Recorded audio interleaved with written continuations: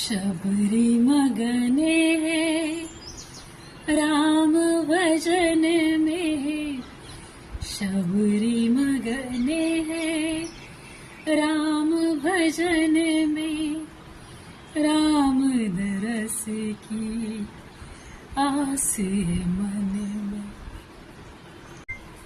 नमस्ते, राम राम जी, कैसे हैं आप लोग? सब ठीक? आशा करती हूँ आप लोग ठीक होंगे, सेहतमंद होंगे। यही प्रार्थना है प्रभु के चरणों में। आपकी चहेती प्रिया। आवाज़ कैसी लगी? ठीक लगी? मैंने ये गाना क्यों गाया इसके विषय में मैं आपको विस्तार में बताती हूँ। खैर, अभी मैंने अपने आप को इतना पुश किया कि चलो वजन बहुत बढ़ गया है, चलो घूमने जाते हैं, वॉकिंग पे जाते हैं। तो मैंने अपने आप को तैयार किया, निकली, जैसे तैसे करके गार्डन तक पहुंची। तो वहाँ पे पता चला कि लॉक कर दिया, क्योंकि वहाँ पे काम चालू है। पिछले 2-3 महीनों से वहाँ का काम ही नहीं खत्म हो रहा है। तो अब क्या करें? तो एक आंटी जी मिल गई, तो बोलती क्या कर रखा है अपना हाल, कितना ये वजन बढ़ा रखा है। मैंने कहा क्या करो आंटी, थायराइड हो गया था, उसके चलते बढ़ चुका है, अभी खत्म भी हो गया थायराइड मेरा अभी, लेकिन अब वेट लॉस नहीं हो रहा है मेरा। अब क्या करूँ, सब कुछ करके थक चुकी, और अभी कहीं जाने का भी बहुत बोरिंग लगता है मुझे। तो उनको मैंने चाय ऑफर की, तो उन्होंने कहा नहीं मुझे शुगर है। तो वो अपने रास्ते, मैं अपने रास्ते, चाय मस्त बैठ के पी, और फिर वहाँ से निकली, फिर थोड़ा और चली, घर आ गई। नीचे लॉन में बैठ के वीडियो बना रही थी, पूरी वीडियो हो गई। तो पता चला कि उसमें वॉइस ही नहीं आ रहा है, क्योंकि जो माइक मैं यूज़ कर रही थी वो बंद हो चुका था।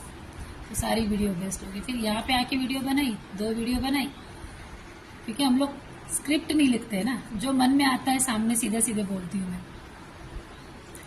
तो 2 बार बनाई, तो कहीं थोड़ा फेरबदल हो गया शब्दों में, तो फिर कट कर दी। अब ये फाइनल सोच रही हूँ कि बन जाए, तो देखते हैं बनती है क्या। तो ये वीडियो बनाने का एक ही मकसद है मेरा, आप लोगों से सवाल करना। है ना? क्या हो रहा है, मैं कुछ दिनों से प्रेमानंद महाराज जी को बहुत सुन रही हूँ, हद से ज़्यादा सुन रही हूँ। उनकी जो भक्ति में शब्द होते हैं ना, वो बहुत अच्छे लगते हैं, बहुत प्यारे लगते हैं। अब वो राधा रानी के भक्त हैं, हम साई राम के भक्त हैं, है ना? हम किसके भक्त ये मायने नहीं रखता है, आप उसके शरण में ये ज़्यादा मायने रखता है।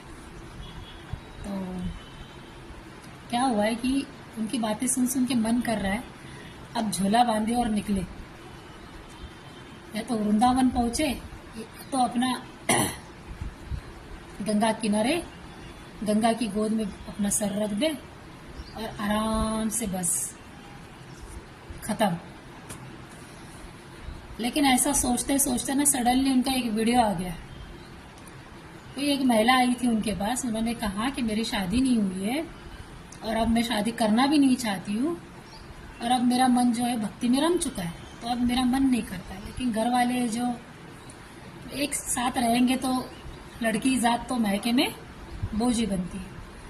तो उन्होंने कहा क्या करूँ, मैं किसी आश्रम में जाके रह लूँ, किसी बाबा के सहारे, या अपने घर में ही रह लूँ। जॉब वगैरह करती है, पैसा कमाती है, लड़के ढूंढते ढूंढते ढूंढते, उनका रिश्ते ढूंढते ढूंढते उम्र निकल गई, अब कोई शादी करता है नहीं उनसे। तो उन्होंने कहा ना ना बच्चे, किसी बाबा बाबा के चक्कर में ना पड़ना। जितनी भी मेरी माता बहन है, उनसे हाथ जोड़ की विनती है कि वो जो भी सत्संग, जो भी प्रवचन, जो भी भजन कीर्तन है, वो अपने घर में बैठ के करे, किसी बाबा बाबा के चक्कर में ना पड़े। अब जैसे ही मैंने झोला उठाने का सोचा, तो ये वीडियो आ गई। अब क्या करें बताओ?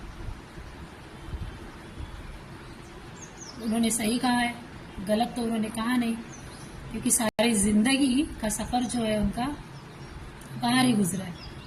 तो हमसे ज्यादा तो उनके अनुभव होंगे रास्तों के। भले एक ही शहर में गुजरा है, वृंदावन में, जरूरी थोड़ी कि पूरी दुनिया घूमे तो ही ज्ञान आए इंसान को। 1000 लोगों से मुलाकातें होती है। तो उनकी बातें जो 100% सही है कि जितनी भी महिलाएं हैं, अगर भक्ति में मन होए तो यही पे कर ले। लेकिन मेरा मन कर रहा था कि वो राम रोटा बनाए, निकले बाहर। फिर समझ में आने लग गया कि यार राम रोटा भी तो बनाना ही पड़ेगा, अकेले के लिए सही, निकल भी पड़ेंगे झोले के साथ, ये तो नहीं रुकेगा, सब कुछ रुक जाएगा।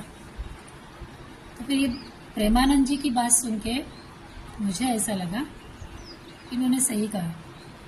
वहाँ पे राम रोटा बनाने से अच्छा है यहाँ पे रह के अपने परिवार के साथ रह के राम रोटियां बना के खुद भी खाए और दूसरों को भी खिलाए, ये सही रहेगा, है ना। क्यों अपनी जान जोखिम में डाले। मेरे राम तो कनकड़ में है ना, मेरे में ही बसे है। तो ये सवाल है आपसे कि क्या करना चाहिए, क्योंकि अब मैं भी थक चुकी हूँ गृहस्थी से। अभी कुछ कर्म बाकी है करने, भैया इतनी जल्दी नहीं भाग सकती अपने कर्मों से, मैं भी जानती हूँ। लेकिन जब भक्तिमय मन हो जाता है तो इंसान थोड़ा सा उधर ज़्यादा ही होता है। तो मैंने सोचा कि चलो आप लोगों से सवाल कर लो कि क्या सही है, राम रोटा बनाए या राम रोटियां बनाए। आशा करती हूँ कि आप कमेंट में मुझे ज़रूर जवाब देंगे।